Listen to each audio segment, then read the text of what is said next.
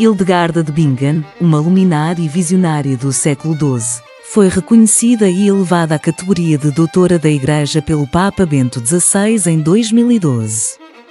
Os seus talentos e contribuições abrangem a literatura, a música, a ciência e a teologia, tornando-a uma das figuras mais notáveis do seu tempo. Embora tenha sido venerada como santa durante séculos, foi apenas em 2012 que foi oficialmente canonizada e, pouco depois, proclamada doutora da Igreja. Esta distinção não foi só um reconhecimento dos seus feitos históricos, mas também um testemunho da sua relevância contínua para a Igreja contemporânea.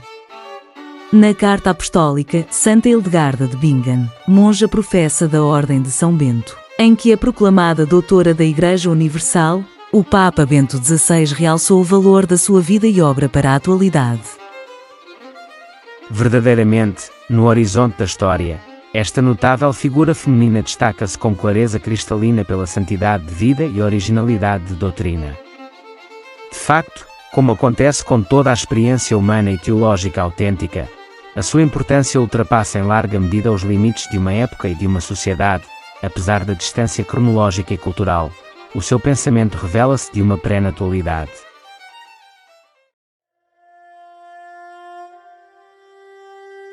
Hildegarda de Bingen nasceu em 1098, filha de nobres e abastados proprietários de terras. Aos 8 anos, foi consagrada a Deus e ficou sob a tutela de Jutta von Sponheim, que mais tarde se tornou a sua mentora no mosteiro dos monges de Disibodenberg. Este local viria a transformar-se num mosteiro de monjas beneditinas. Após o falecimento de Jutta, Hildegarda sucedeu-a como líder e deu ênfase à vida comunitária, cultura e liturgia, seguindo a regra beneditina de equilíbrio espiritual. Aos 42 anos, começou a documentar as suas visões divinas, sobretudo em Conhece os Caminhos, Civias, centradas no mistério de Cristo. Hildegarda, com humildade, procurou a aprovação de Bernardo de Claraval relativamente aos seus escritos. Posteriormente, durante o Sínodo de Trèves, o Papa Eugênio III confirmou a autenticidade das suas visões, lendo partes da sua obra em voz alta e encorajando-a a prosseguir com a sua escrita.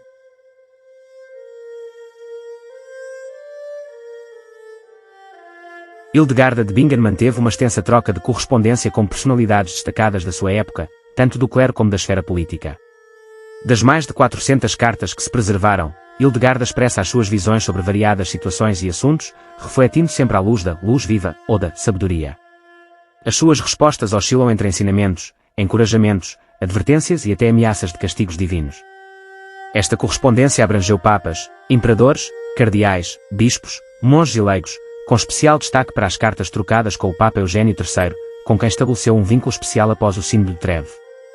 Esta vasta troca epistolar demonstra a atenção que Hildegarda dava aos acontecimentos da sua época, envolvendo-se ativamente nos assuntos da Igreja e do Estado.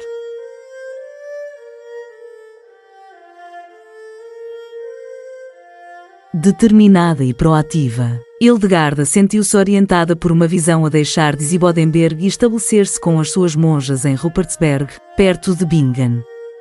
Embora tenha enfrentado resistência significativa do abade e dos monges de Disibodenberg, com o apoio da marquesa Richardis von Stade, obteve a autorização do bispo de Mainz. Em 1150, Hildegarda e 20 das suas monjas mudaram-se para o mosteiro de Rupertsberg. Mais tarde, em 1165, demonstrando a sua capacidade de liderança e visão, fundou outro mosteiro em Ebingen, ao qual fazia questão de visitar regularmente.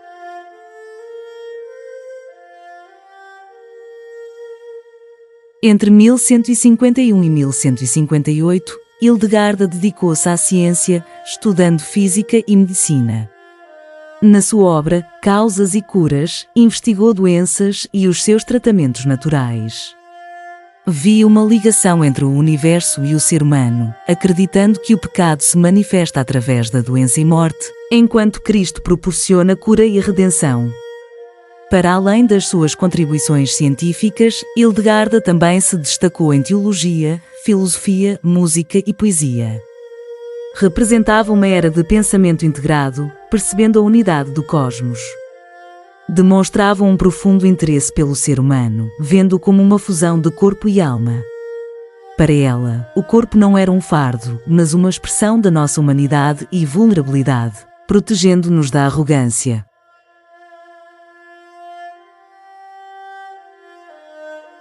Por essa altura, Hildegarda compôs a obra Sinfonia Harmoniosa das Revelações Celestes, na qual se incluem o drama ordinário das virtudes e poemas.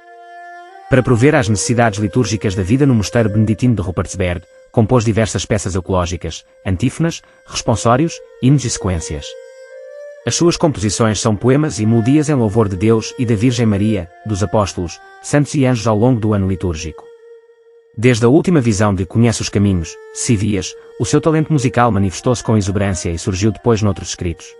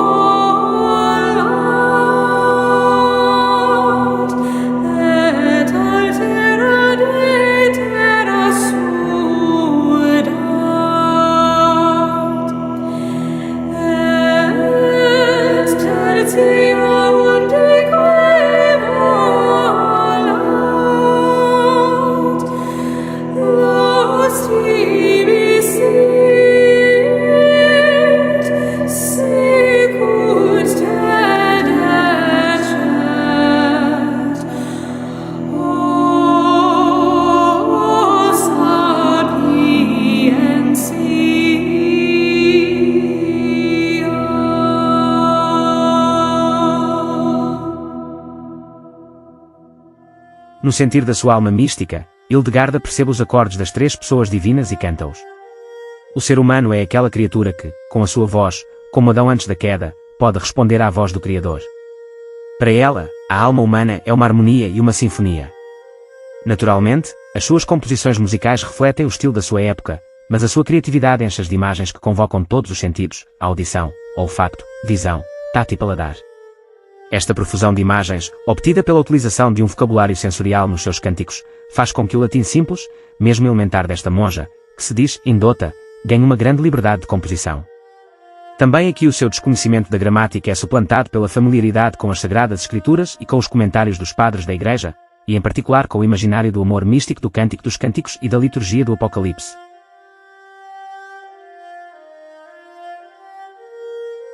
Durante um período da sua vida, Hildegarda compôs a obra Sinfonia Harmoniosa das Revelações Celestes, que incluiu diversos poemas, melodias e peças litúrgicas.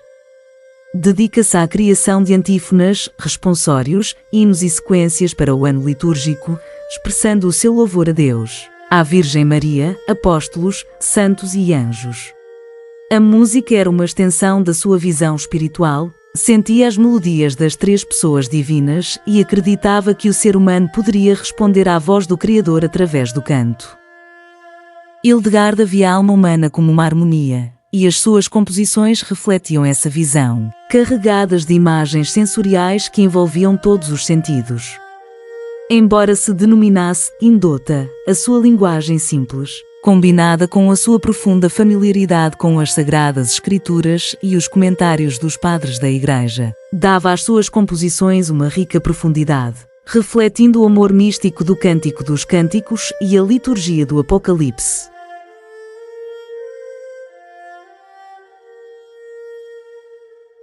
Hildegarda de Bingen produziu 3 tratados teológicos importantes ao longo da sua vida.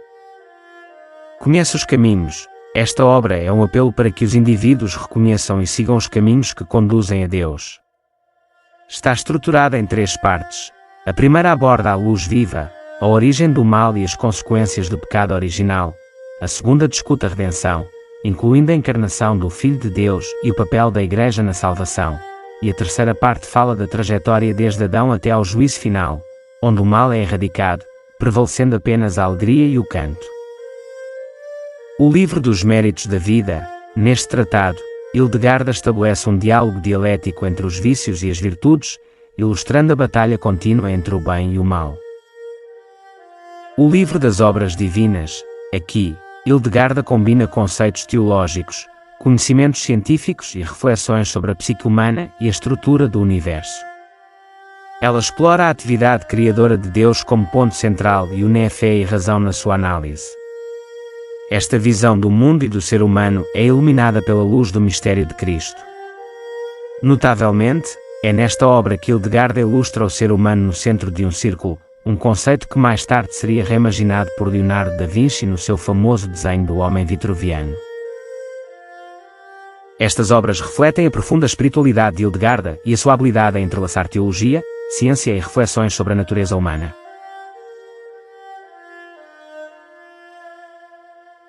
Hildegarda de Bingen é uma figura singular na história da Igreja. Apesar dos seus votos monásticos que, teoricamente, limitariam a sua interação com o mundo externo, exerceu um robusto ministério público, especialmente tendo em conta as restrições impostas às mulheres durante a Idade Média.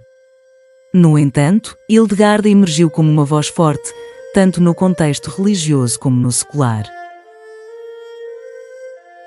Hildegarda desafiou corajosamente heresias emergentes, particularmente a dos cátaros. Ela denunciou a corrupção interna da Igreja, clamando por reformas e retidão. Hildegarda teve visões simbólicas, incluindo uma que representava a Igreja como uma mulher desgastada e imaculada.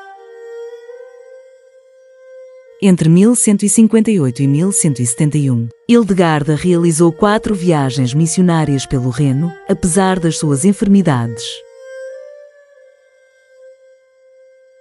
A Alta Idade Média presenciou uma mudança gradual na forma como as mulheres eram vistas na Igreja, como evidenciado pela carta do Papa Alexandre III. O legado de Hildegarda de Bingen, portanto, é multifacetado. Ela foi uma reformadora, uma mística, uma teóloga, uma crítica e uma defensora incansável da verdade e da integridade na fé. O seu impacto no mundo cristão e na cultura mais ampla da Idade Média é inegável. Para concluir, trazemos mais um excerto da Carta Apostólica do Papa Bento XVI referindo Hildegarda de Bingen como doutora da Igreja Universal. O ensino da Santa Monja Beneditina coloca-se como um guia para o Homo Viator. A sua mensagem é extraordinariamente atual no mundo contemporâneo, particularmente sensível ao conjunto dos valores propostos e vividos por ela. Pensamos, por exemplo, na capacidade carismática e especulativa de Hildegarda, que se apresenta como um vivo incentivo à pesquisa teológica, na sua reflexão sobre o mistério de Cristo, considerado na sua beleza, no diálogo da Igreja e da teologia com a cultura, a ciência e a arte contemporânea, no ideal de vida consagrada, como possibilidade de realização humana, na valorização da liturgia, como celebração da vida, na ideia de reforma da Igreja, não como estéril mudança das estruturas, mas como conversão do coração, na sua sensibilidade pela natureza, cujas leis devem ser tuteladas e não violadas.